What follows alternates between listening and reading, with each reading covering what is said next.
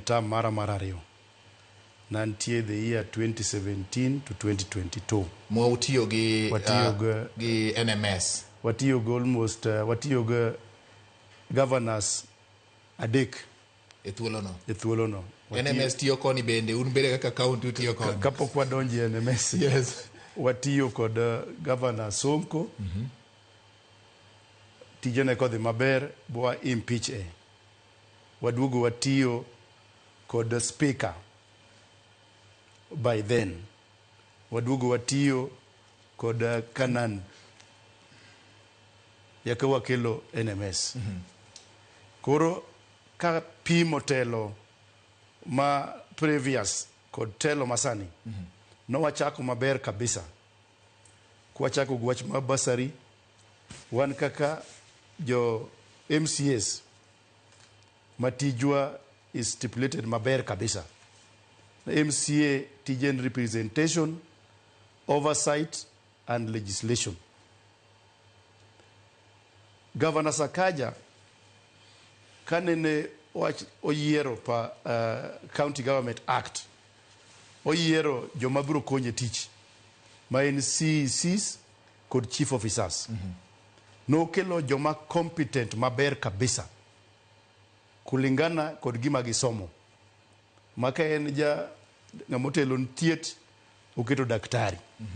Ng'amotelo roads oketo engineer. Ng'amotelo agriculture oketo ng'ama nigi knowledge mar agriculture. Wadhi maber for almost 6 months. To tungni ochako bet. Ogolo CEC ma osomo daktari. To keto ng'ato makata kia wach mar udaktari. Okao chief officer otumo transfers. Kanye mochako kelo tungni. Nwach koro ng'ato keti department ma oko winj. Gimonego bed no spearhead I policy meke. Kanyo osebedo shida kabisa. Kendo Gavana Sakaja nyocho chako tiyo maber. Lakini en kod kiburi.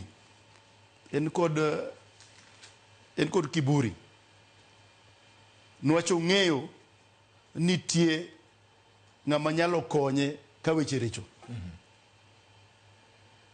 To wase wuoyo kode higni 3.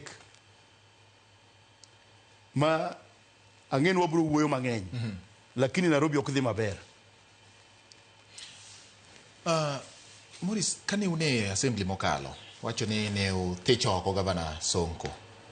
Iponi en remo mar thicho Gavana bende koro luwo kaunti ma Nairobi. Ma ka gimoro samoro kobedo ma oluwore kod dwaro ma idhiro